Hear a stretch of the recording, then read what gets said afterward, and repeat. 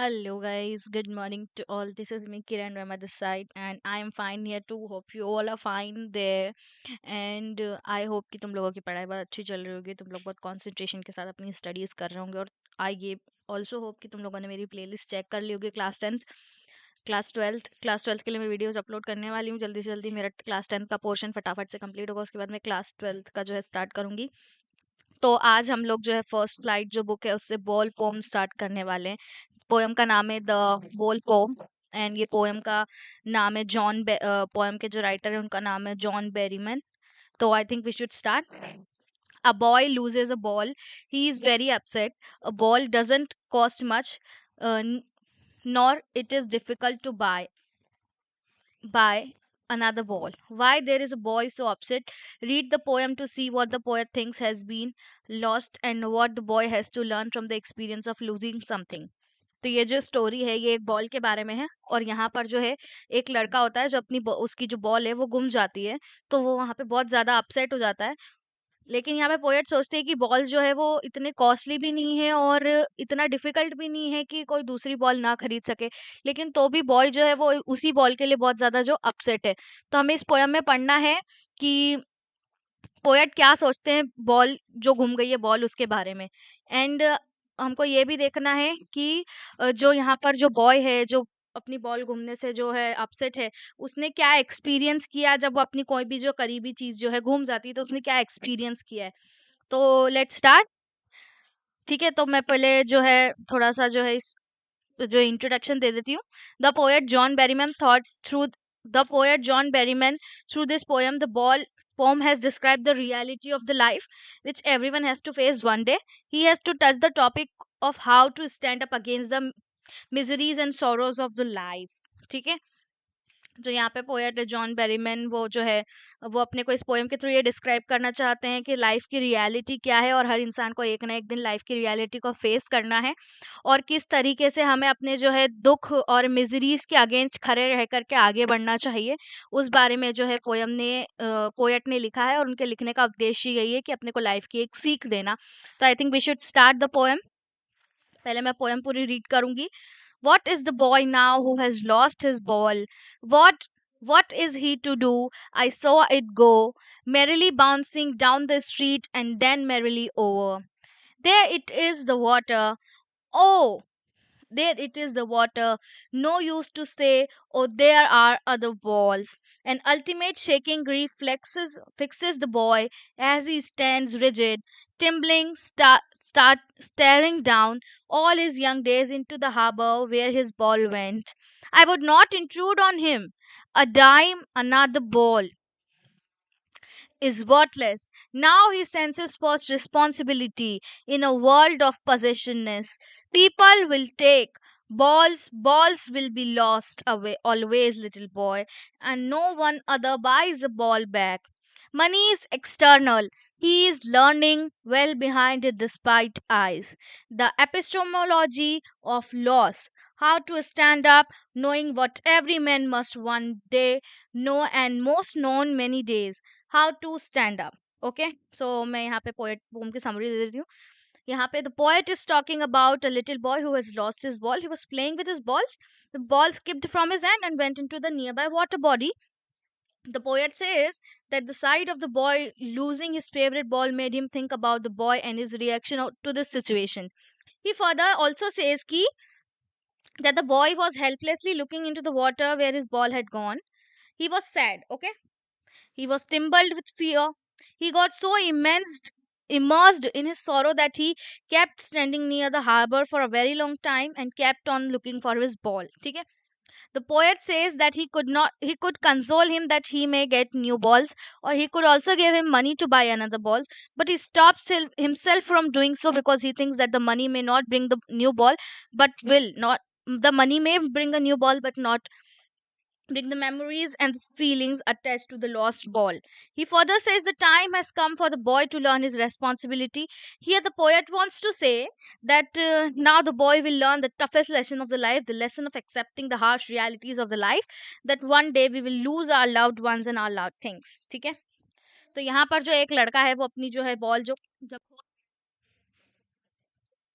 तो यहाँ पर जो लिटिल बॉय है वो अपनी बॉल से जो है यहाँ पे खेल रहा होता है, और क्या होता है कि उसकी जो बॉल है वो गुम जाती है, उसके हाथ से गलती से स्किप कर जाती है और वो वाटर बॉडी के अंदर जाके गिर जाती है।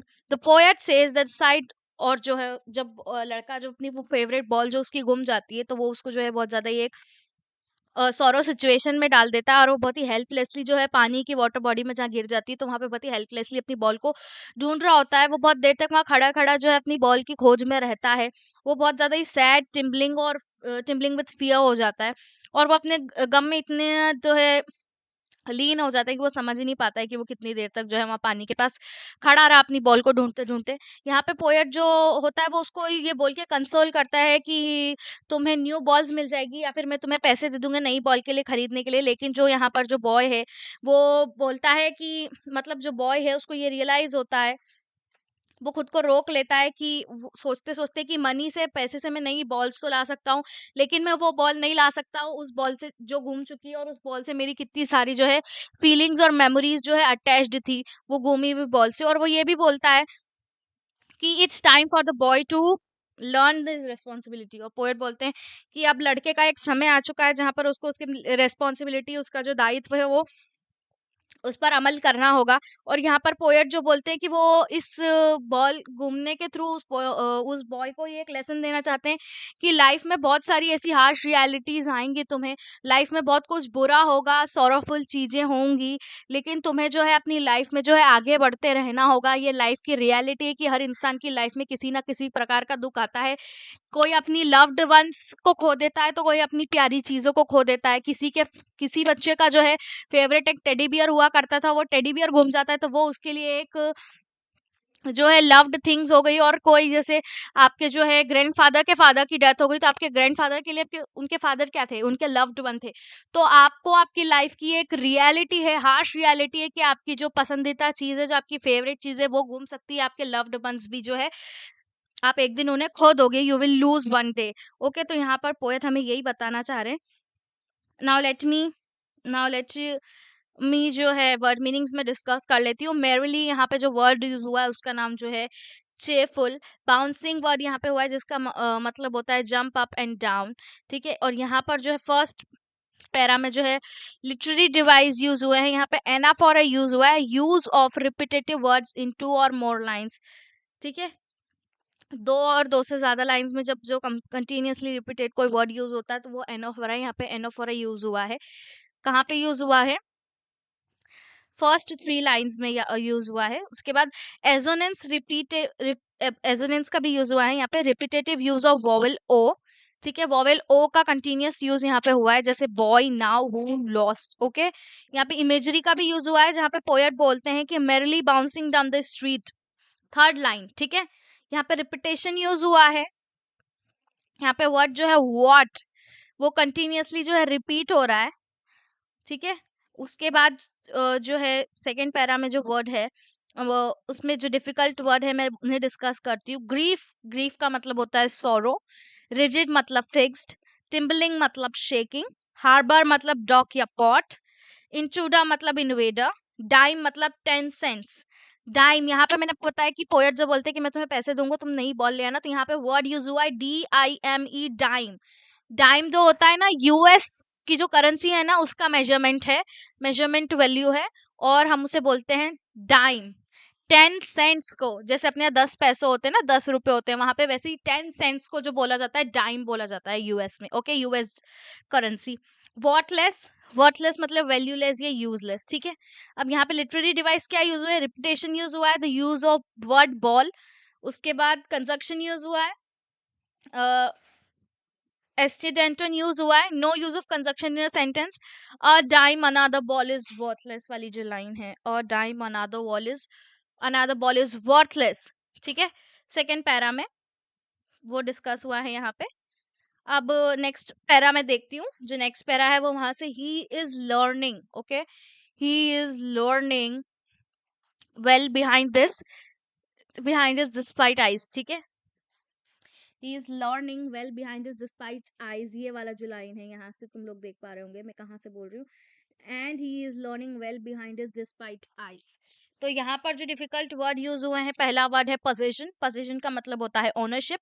सेकंड वर्ड है एक्सटर्नल, यहाँ पे things with which feelings are not attached, उसको एक्सटर्नल बोला गया है। डिस्पाइट मतलब होपलेस होता है, और एपिस्टेमोलॉजी यहाँ पे वर्ड हुआ है। और एपिस्टेम वर्ड का जो ये ग्रीक वर्ड है जिसका मतलब होता है नॉलेज। ओके, अब जो है यहाँ पे लिटरेरी डिवाइस यूज हुए हैं। सबसे पहले बात तो थर्ड पैरा में एलिट्रेशन यूज हुआ है, द साउंड ऑफ डी, ठीक है, at the start of two consecutive words, that is buys a back, ball back, ठीक है। कंटिन्यूअस बी वर्ड का जो है कॉन्जिक्यूटिव वर्ड का ये साउंड यूज हुआ है, बी साउंड का स्टार्टिंग में, और वो है बाइज अ बॉल बैक, ठीक है।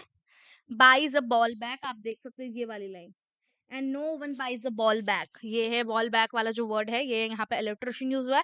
एजोनेंस यूज हुआ है, the use of vowel sound E, he is learning well behind his despite eyes, ठीक है, उसके जस्ट नीचे वाली लाइन, ठीक है। और उसके बाद रिपीटेशन का वर्ड हुआ है, बॉल वर्ड यहाँ पे बहुत ज्यादा रिपीट हुआ है। Rhyme scheme, there is no rhyme scheme followed in the poem, ठीक है। आई होप कि तुम लोगों को पोएम समझ में आई होगी। पोएम के राइटर हैं जॉन जॉन बैरीमन, ठीक है। कि पोएम जो है बहुत इंटरेस्टिंग पोएम थी, और ये हमें एक लाइफ लेसन देना चाहती थी, और लाइफ लेसन हमें ये मिलता है इस पोएम से कि हम एक ना एक दिन जो है अपनी लव्ड वंस और लव्ड थिंग्स जो होती है वो उसे खो सकते हैं। ये लाइफ की एक हार्श रियलिटी है जो हर इंसान को फेस करना पड़ती है, अपनी लाइफ के हर कोई से भी मोड़ पर फेस करने को पड़ सकती है, ठीक है। आप अपने लव्ड वन को भी खो सकते हो, और आपकी कोई ऐसी प्यारी चीज जिसे आपने अब तक संभाल के रखा था, आप उसे भी कभी भी खो सकते हो, और ये लाइफ की एक हार्श रियलिटी है। So everyone need to learn this harsh reality of the life. I hope कि तुम लोगों को पोएम अच्छे से समझ में आई होगी। Thank you for watching the video. Video पूरी देखा करो, पूरी देखोगे तभी तुम्हें बहुत ही क्लियर समझ में आएगा। मैंने जो है लिटरेरी डिवाइस भी बहुत ही क्लियरली जो तुम लोगों को जो है डिस्क्राइब करा है इस पोएम में। आई होप कि तुम लोगों को अच्छे से समझ में आया होगा।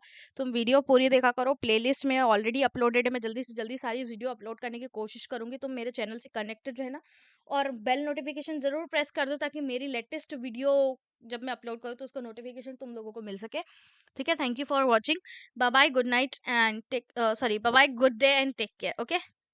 Like, comment, and subscribe.